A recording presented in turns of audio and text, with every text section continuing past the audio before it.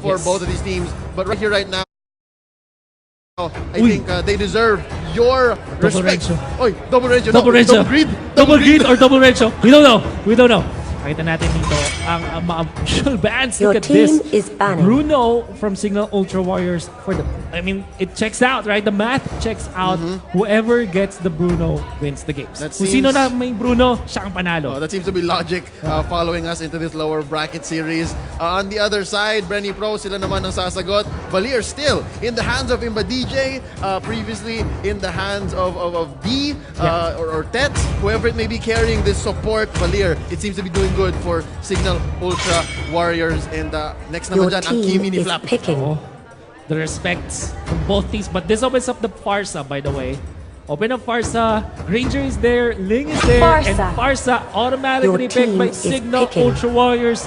For the first time ever, we'll see the Farsa. But Bren Epro seems to be so happy with this snag mula sa Cignal Ultra Warriors. It feels like they are prepared for this. I'm sure. Ganun naman dapat mong gawin. If you're letting go of a top pick, you should be prepared for it. Yeah, if you're letting go of the Farsa, and still, alam mo naman na 50-50 yung Kimi eh. You answered the Kimi in game 1, but if you are opening up the Farsa here, you must have an answer. You're right, 100%. And it seems like they are gonna go to their old ways here. Granger and Kufra locked in by the boys in black Kufra, and yellow. your team I'm is excited to see picking. if this is going to be a knockout Farsa. Diba? If this new hero, well, technically new hero since she was revamped, is going to be enough of a force to knock out the Kings in Bren Pro. You know what? If you look back 2 years ago, siguro, I can't remember. I'm not entirely sure about that.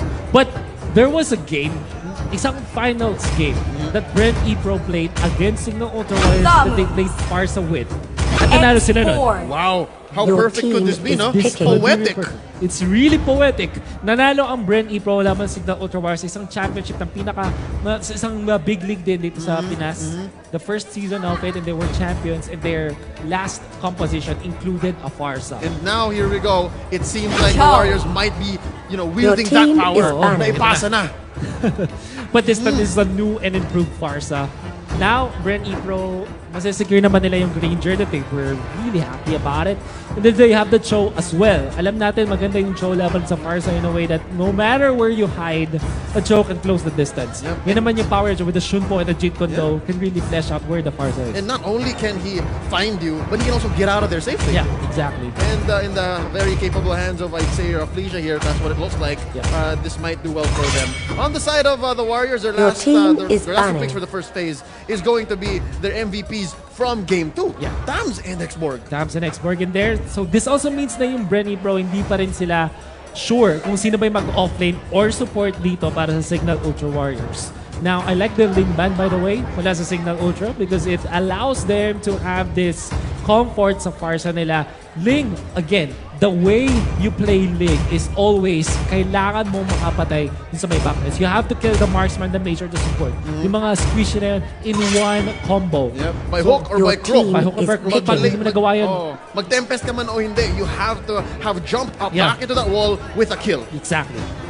-1. So the key idea for the Ling, Lilia is gonna be there for Bren. I like this. Kasi ito yung Your hero team is na picking. kayang patumbahin itong Tams. Even itong yung mga type of heroes that really have this a lot of resistance. Hindi ganun kataas yung HP but the resistance is high. The Lilia can really burst them down. And also, very good in terms of taking the jungle. Yes, that. And I think it's going to come into play here given that these two fire-based heroes in Tams and Xborg, they're very, sabihin natin, sustained damage base. Yeah. And Lilia works well, works magic with that because of the black shoes. Yeah. After mong paulanan ng Counter Inferno, ng Flame Stage, putok na yung Firaga armor. Mag-black shoes lang siya, she's back at it. She's 100%. Your team is picking. And here we go. Farsa and 1-1. And Natalia. Interesting. Wow. Bren Epro not even flinching. That seems to be a choice really made here by Coach Leathergoods as they draft for this Game 3 in this lower bracket. This is their chance to climb up, and new faces are showing up. New year, new drafts, new Mobile Legends. Okay, let's kind of discuss this bit by bit. 1-1 is, sabihin na natin, isang one of the true marksman out there na talaga mag-farm lang and really deals damage na sobrang taas when, sustained damage. The damage over time is there. Hard carry. Hard carry. Textbook hard carry, okay. And also, 1-1 is also fast with taking the jungle caps, even in lower levels. Yun naman yung siguro na magagawa niya maganda. So, you can secure your own buffs with the 1-1 and of course, the damage from the during your ultimate is there. Now, Natalia. This is one thing that maybe most of our viewers are foreign about. Natalia is a very good pop stomper. If you know it well. But this hero, wag kayo magulat dito. It's not a meta pick for sure. Pero hindi siya tournament illegal. Meaning to say, viable siya. Russia uses this a lot. To a point na kahit yung mga teams na, like Indonesia, even bans Natalia against Russian teams. What you get is that invisibility na pwede mong puntahan nga naman yung Farsa in the end. You can surprise, of course, this Farsa. But if you get caught, if nabasa yung movements mo, you will fall for sure. No more Piraga armor, but I guess this invade from Cignal Ultramars with 5 people in the air will still hold through. And look at the speed of the wings by wings. Kaya-kaya makuha to. Here we see now, very, very aggressive. Both teams are, as you saw, Greed as well took his time there. He is now going to be playing the Natalia. Ladies and gentlemen, it seems like roles have been swapped here. Let's introduce our players. Mga kaibigan, this is do or die. Game 3, this is the last for both of these teams. Potentially, chance to make it into the grand finals of the season finale. It's the Warriors versus Epro. It's Disenya on this far sa Imba DJ as the high-loss, si Flap ang ating 1-1, Eson as the Tams at si Tets na naman muli. MVP of Game 2 on the next board. And now Bren Epro, you have Greed on this Natalia. This is a support, or I don't know, with high and dry. As Rafesha jumped in with this Kufra, sila naman ang nakakuha dito ng buff. Or did they? No, they didn't! Disanya gets it! Wow! Disanya snatch now kay LBJ in trouble. Labo na dito. Level 2 lang siya. Almost level 4 na dito yung Farsa. But they did take out the Natalia. Tets still fighting Cyclone Eye. Fortunately, nakuha ni KLBJ. Kaya siya mataas. Matikap si Sanya. Wow! Wings by wings in there. Better than sex sa mukha. KO in there. Wala na naman kay Farsa.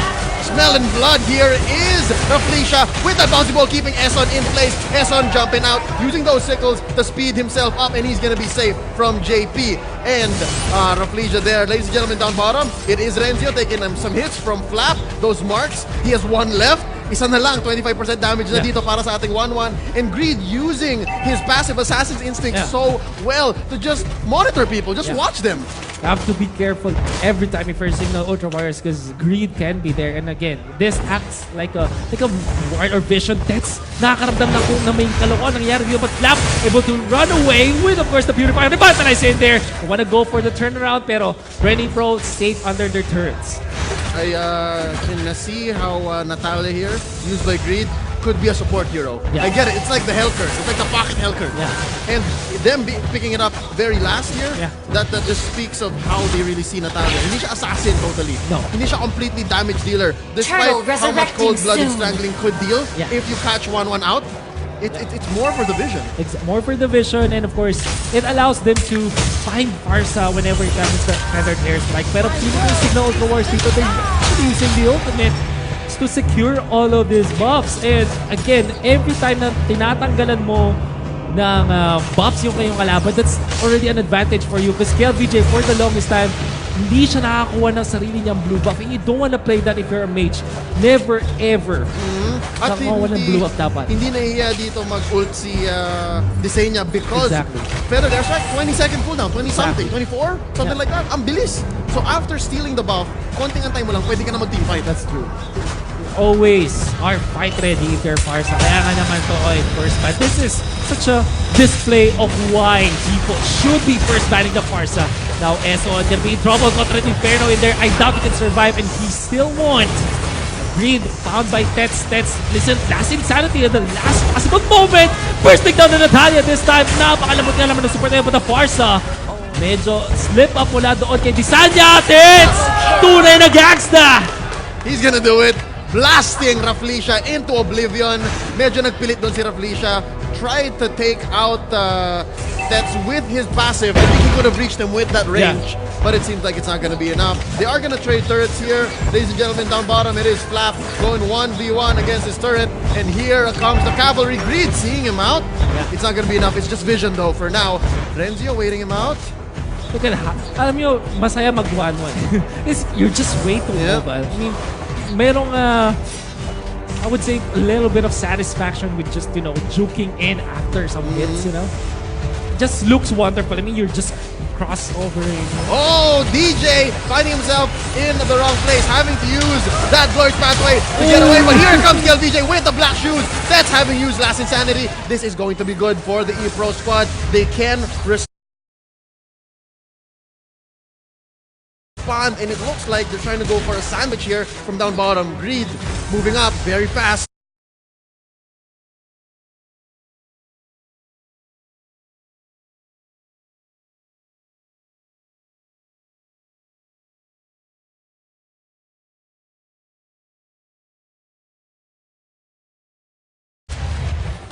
Very quickly din. Kaso kasi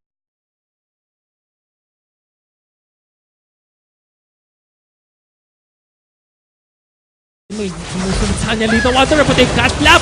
Flap in trouble will be able to flicker away. One more hit. It's in. Ooh.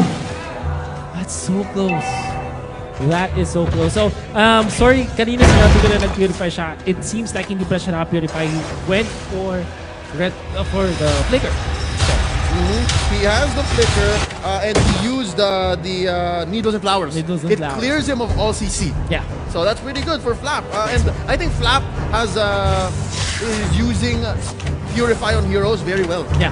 Well, dito it's built into his kit. Like technically the Purify mechanic, kumbaga. I mean, but DJ gonna be caught by Renjo, but Renjo don't want to stay in there. And there you go. Nararamdaman ka namin. The Feathered Airstrike in there as well. Turtle will be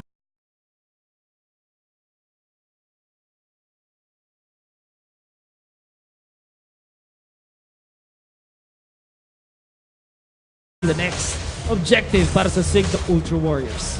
And here comes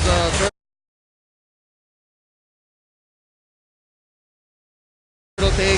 Eson gonna have to sacrifice himself. Taken out by Raflesia. Imba DJ caught out by those shots from our Granger. And it looks like Bren Epro wants to fight fire with fire. Sila rin magnanakaw din sila ng buff. Yeah, they just want to get the buffs, but of course, Cignal Ultra Warriors want to go for the turtle instead. Successful in doing so. So Bisanya, gandang ulti naman mula doon sa ating Kupra, but the damage is there. Lilia bursting down two members of Cignal Ultra Warriors. Tets in trouble. Tets will fall. Being down on the side of Cignal Ultra Warriors. 3 for none.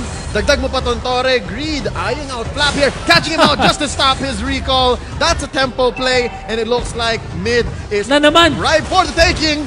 Nakancel na naman yung recall niya, but he might be in trouble though. Eson down. Eson down, Reflection. There you go. Okay, the turret. Wow. Napik ko na si Flap. Napik ko na si Flap. Ang kulit Kanina mo. ka pa. But that also gives Bren Epro 2 turrets, Dan.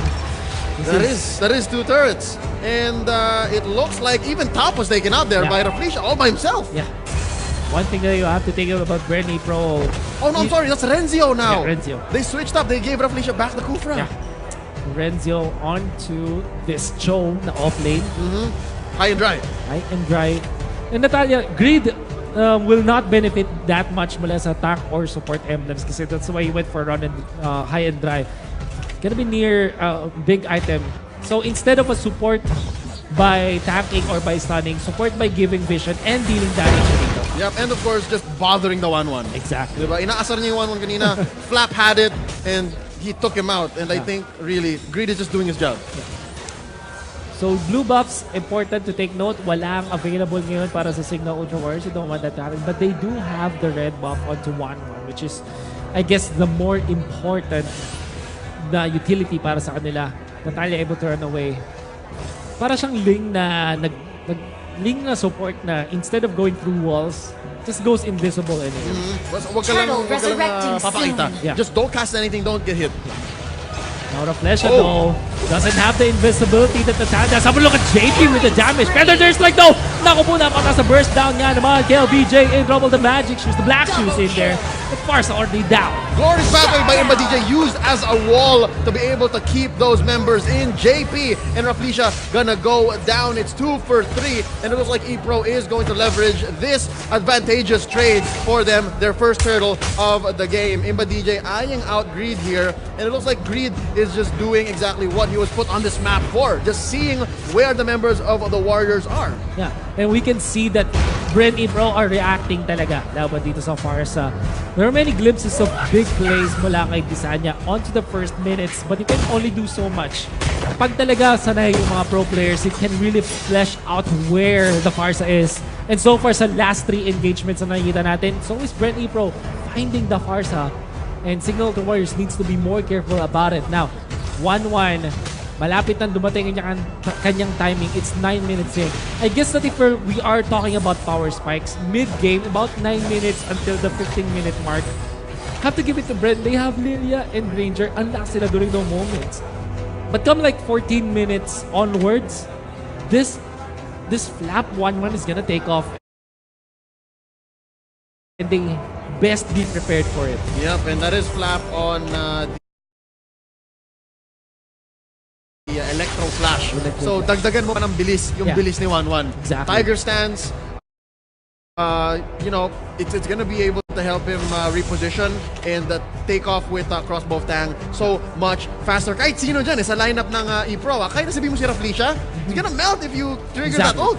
And what I really like about it is meron siya nung parang purify mechanic against all of the stuns mula sa Bren Epro, which we will see later sa bandang late game kung paano gagamitin yung flap. I mean, as good as it sounds, isang beses mo na naman magagamit yan sa isang teamfight. For sure, in an extended teamfight, you might do 2, but... Oh, Raflisha with the revenge and the raise, the wombo combo. Imba DJ with the glorious pathway, taken out by JP. Ladies and gentlemen, that's 1 for none currently. Make that 2 for none. Flap taken out by Renzo. Tatluin mo na, Tres Marias. Ladies and gentlemen, the dance is here. Tats spinning around. He is going to use Last Insanity as a defense mechanism. Going off, and what a play. Nice timing here by Bren Epro, not forcing the issue, turning that retreat into a Lord take. Exactly. And what really happened there was, ang ganda ng tanong talaga dito ni Raflisha, you will have to wonder if there's Cignal Warriors, bakit nga naman sila lumawan talaga? They should have been cutting their losses. And nangyari doon is nahuli na din yung Farsa in a way. It's good positioning, but Renzo is there, as well as there's a Bren Epro finding another kill. This time, ang gangsta ay mapapatumba ng Bren Epro. Sobrang pulis ni Raflisha dito. Kung may gangsta, may pulis. Si Raflisha, parating nagbabantayan, nag-aantay lang yan sa sulok-sulok. And he will catch you with the revenge. Whether or not you like it, it seems like that's his MO here. Yeah, that is indeed. At ang mangyayari dito para sa Bren Epro, they will try to push. There's not much wave clear mula sa Cignal Warriors, apart from the fact that meron sila ng sobrang lupit na feathered airstrike to defend under the base. So siguro at this point, safe pa rin siya kahit pa itry siya type ng Bren Epro kasi meron naman siyang protection of turrets. Pero yung kanilang marksman dito, it's not like a Granger or something else na may wave clear. 1-1 doesn't have wave Single clear. target lang. Single target, exactly. Here's another engage right now underneath the turret. Raflisha jumping into his death. Desenia taking him out. Not even a single trade. Renzo being marked already by Flap here. And there's a glorious pathway being sent. Imba DJ taking so much damage from JP, but it's not gonna be enough. Being pushed back here is the squad of the Warriors. Kill DJ pop in that black shoes. Black shoes, pero yung top lane dito na push na ni Renzo. Turret pulse, Lord in their middle. A little bit of attack from Bren Epro. Will they take the turret this time? Son tries his best to defend and will be successful in doing so. Pero yung mga inhibitors dito ng Cignal Warriors, pulado na. Almost hitting with a feathered airstrike. Have to be careful with that. Okay, I like how Bren Epro here just cut their losses. We lost Raflisha. Okay na yung top. Huwag na natin pilitin. Exactly. And it kind of felt that Bren Epro didn't lose much actually.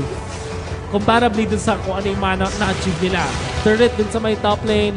A lot of damage sa mid and bottom. I'm sure their next big push, makakuha sila ng at least 1 additional inhibitor turret, if not the game. Yep, and here we go. They are forcing the issue. Mid once more being pressured by JP, by KLVJ, by Raflisha, and they're collapsing onto all lanes. Yeah, they are. The map is so red. Sobrang map control is nakuha na lang Torre dito. LBJ, Black Shoes, away! Granger with the Death Sonata, Death's in trouble, pero makakatakbo dito ang Cignal Ultra Warriors back to their base. Only one inhibitor left. And that's the key. Butas na yung mid. Butas na butas ang mid dito. And the biggest thing that you are not getting kapag nga naman napapamel ka sa base mo is yung mga buffs. Yep, without the buffs, you're having a bad time. Yeah, your room to move is so much smaller. Your windows. Exactly. You have to win bigger trades. Yeah. Yung mga pick-offs na isa, dalawa, and which is what 1-1 is good at. Yeah. Kasi nga single target hero siya.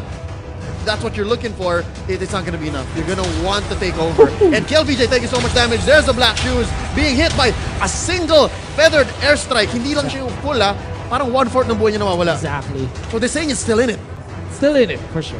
And the fact that you're forcing yung Black Shoes, it's actually good. Para side mo agad, i-burn yung Black Shoes before the fight starts. That's already a big problem for Bren Epro. But I think if Bren Epro disciplined enough na mag-retreat when the Black Shoes is no longer available. Which is a psycho game if you're gonna ask me. Yeah. Kasi I know you know yan eh. The Warriors, what Bren Epro wants to do against them is for them to pop their ults. Yeah. Diba? Gusto kong mag-Glorious Pathway ka, gusto ko Koteran, gusto ko Last Insanity, saka ako mag-Black Shoes. Exactly. But it seems like the Warriors are on that. So they're forcing KLVJ here to be on the defensive. Mind games after mind games for sure. But we know, yung Bren Epro talaga ang head sa laban natin. Not only with the goal, but of course with the map control as well. Real estate is favoring Bren Epro ngayon dahil wala nang magalawan ang Cignal Ultra Warriors. Ooh, nice defensive use of Desenia here on the Feral Airstrike to just eye people out. Clicking it, I'm pretty sure you just click it to see where the targeting would go. Right? Just, Exactly. and then I think he knows that Rafflesia really likes that bush. So he just put it there. Kanina pa. Pwede. You have to take note, kapag pinindot mo kasi yun once, it looks for its own target. Yeah. But you can also aim it manually. Yeah, you can aim it manually. Ooh, Imba DJ here with the Glorious Pathway alongside JP's Death Sonata. Nagsagutan sila ng ult dito. Spacing is key. Tets already losing Pyraga armor after a quick Lord take here by Renzio and KLVJ. And that is the second Lord of the game. That is indeed. This is gonna be trouble. Nako po, Hylos, no Glorious Pathway onto the backlines. Greed wants to go for Desanya. Hindi nga lang niya naabot dito, pero achieve na rin ang ng Bren Epro. Gusto nilang makuha. They wanna go for the way of the dragon. Can they survive this? Looks like they can for a little bit.